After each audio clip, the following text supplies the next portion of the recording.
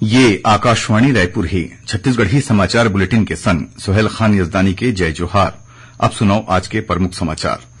नारायणपुर दंतेवाड़ा जिला के सीमा में आज हुए मुठभेड़ में 7 जन वर्दीधारी माओवादी मन मारे गए हवय। राज्य के मुख्य निर्वाचन पदाधिकारी रीना बाबा साहेब कंगाले आज राजनांदगांव और दुर्ग में बनाए गए स्ट्रांग रूम और मतगणना कक्ष के करी निरीक्षण। और भगवान बुद्ध के जयंती बुद्ध पूर्णिमा आज छत्तीसगढ़ समेत देश भर में मनाए जावत है। आज ही के दिन गौतम बुद्ध के जन्म हो रही है। अब समाचार विस्तार ले। नारायणपुर दंतेवाड़ा जिला के सीमा में आज हुए मुठभेड़ में 7 जन वर्दीधारी माओवादी मन मारे गए हवय। दंतेवाड़ा के पुलिस अधीक्षक गौरव राय घटना की पुष्टि करत बताइन कि ये मुठभेड़ नारायणपुर और दंतेवाड़ा के सीमा में हुए है। उमन बताइन कि अबूझमाड़ के जंगल में माओवादी मन के मौजूदगी के सूचना मिले के बाद district reserve guard DRG, Bastar fighters और स्पेशल टास्क फोर्स एसटीएफ के मिले जुले टीम तलाशी अभियान में निकले रही। इस दौरान नारायणपुर दंतेवाड़ा के सीमा ले लगे अबूझमाड़ के जंगल में पहली ले घात लगा के बैठे रही माओवादी मन जवान मन ऊपर गोलीबारी शुरू कर दी। जवान मन डहार ले करे गे जवाबी कार्रवाई में 7 झिन माओवादी मारे गई न। उन्हें सुरक्षा बल मुठभेड़ में कतकोन माओवादी मन के घायल होए के दावा करी हवय। घटनास्थल ले भारी मात्रा में हथियार, गोला बारूद और माओवादी जिनिस बरामद करे गे हवय। राज्य के मुख्य निर्वाचन पदाधिकारी रीना बाबा साहेब कंगाले आज राजनांदगांव के बसंतपुर के Chhattisgarh state warehouse corporation कृषि उपज मंडी और दुर्ग के शंकराचार्य इंजीनियरिंग कॉलेज में बनाए गए स्ट्रांग रूम और मतगणना कक्ष के निरीक्षण करें। इस दौरान ओमन राजनीतिक दल मन के प्रतिनिधि के उपस्थिति में मतगणना के तैयारी और व्यवस्था के समीक्षा करें। उमन अधिकारी मन राजनांदगांव और दुर्ग संसदीय क्षेत्र के जम्मू मतदान केन्द्र के चुनाव परिणाम समेकित करे के संबंध में जरूरी दिशा निर्देश दीन। इस मौका में मुख्य निर्वाचन पदाधिकारी विधानसभावार मतगणना कक्ष, राजनीतिक दल के प्रतिनिधि और एजेंट के बैठे के व्यवस्था, प्रवेश पास, सीसीटीवी कैमरा मॉनिटरिंग, सुरक्षा व्यवस्था, उद्घोषक कक्ष और मीडिया सेंटर के जायजा घलो लीन। उमन कहन की मतगणना हॉल में mobile phone, iPad, laptop, smart watch, camera और आने इलेक्ट्रॉनिक उपकरण मन रोक रही। मीडिया कर्मी ला मीडिया सेंटर तक मोबाइल ले जाए के छूट रही। ओमन पास रखैया अभ्यर्थी मतगणना अभिकर्ता मन खातिर जरूरी व्यवस्था करेला घलो किहिन हवय। श्रीमती कंगाले पोस्टल बैलेट और ईटीबीपीएस के मत के गणना करे खातिर जरूरी दिशा निर्देश घलो दिन हवय। मुख्यमंत्री विष्णुदेव साय धर्म आधारित आरक्षण ऊपर कलकत्ता उच्च न्यायालय के निर्णय के स्वागत करीन हवय। आज रायपुर में पत्रकार मन ले गोटबात करत श्री साय किहिन की हाईकोर्ट के निर्णय धर्म आधारित वोट बैंक के राजनीति करैया मनखे मन खातिर एक ठन बड़का सबक हवय। उमन किहिन की कांग्रेस और इंडिया गठबंधन सरलत संविधान के हत्या के साजिश करत हवय। धर्म आधारित आरक्षण के भारतीय संविधान में कोनो जगह नहीं हवय। गौरतलब हवय कि काली कलकत्ता उच्च न्यायालय बछर 2010 के बाद पश्चिम बंगाल में जारी करे गए धर्म आधारित जम्मू ओबीसी प्रमाण पत्र ला रद्द करे के आदेश दीन हवय। मुख्यमंत्री विष्णुदेव साय हिंसा प्रभावित किर्गिस्तान में फंसे छत्तीसगढ़ के पढ़िया लइका मन ले फोन में गोट बात करत उमन ला हरेक मदद करे के भरोसा दिलाइन है। उमन पढ़िया लइका मन ला खुद के ख्याल रखे और जरूरत पड़े में राज्य सरकार ले संपर्क करे बर किहिन है। श्री साय किहिन है कि ए विषम परिस्थिति में राज्य और केंद्र सरकार उखर मन के संग खड़े हवय।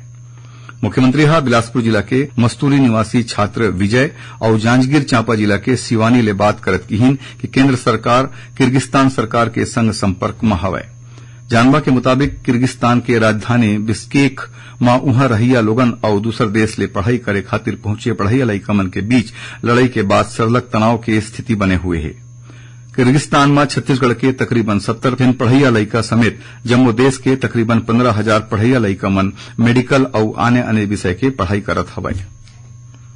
छत्तीसगढ़ी समाचार बुलेटिन आप मन आकाशवाणी रायपुर ले सुनत हवा। छत्तीसगढ़ के खबर ले है आपके वास्ता और खबर के विश्वसनीयता ले है हमार वास्ता।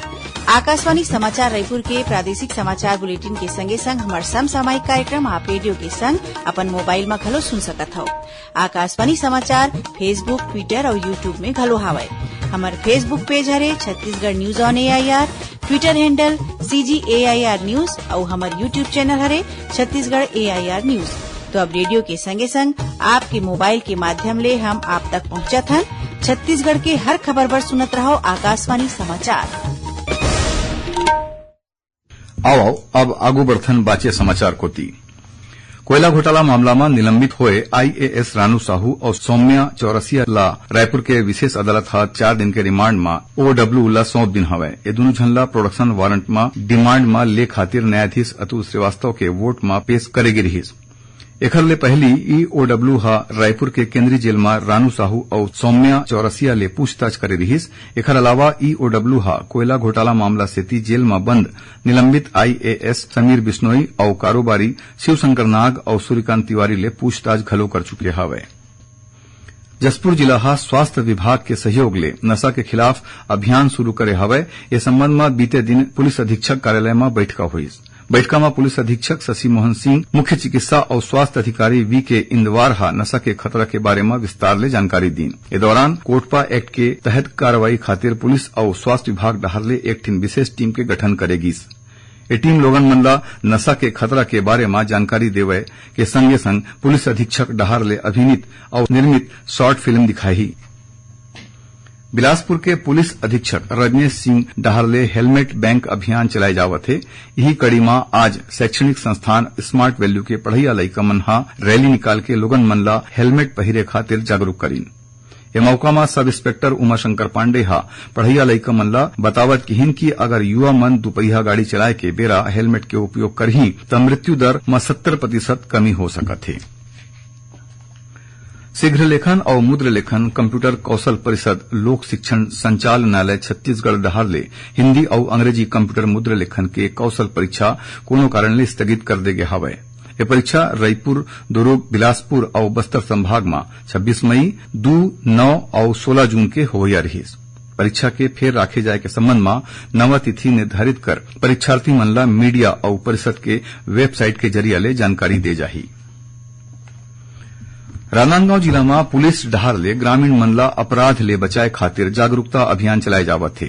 ये दौरान पुलिस डहार ले गांव मन में बैठका लेके सरपंच, सचिव और कोटवार मन ला चोरी, ठगी और साइबर अपराध ले कैसे बचा जाए एकर बर ओमन ला जागरूक करे जावत है।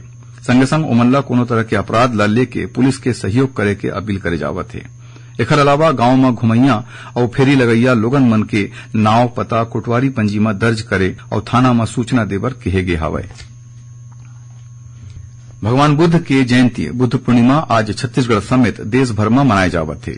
आज ही के दिन गौतम बुद्ध के जन्म हो रहीस, उमन ला ज्ञान के प्राप्ति होइस और आज ही के दिन उखर परिनिर्वाण हो रहीस।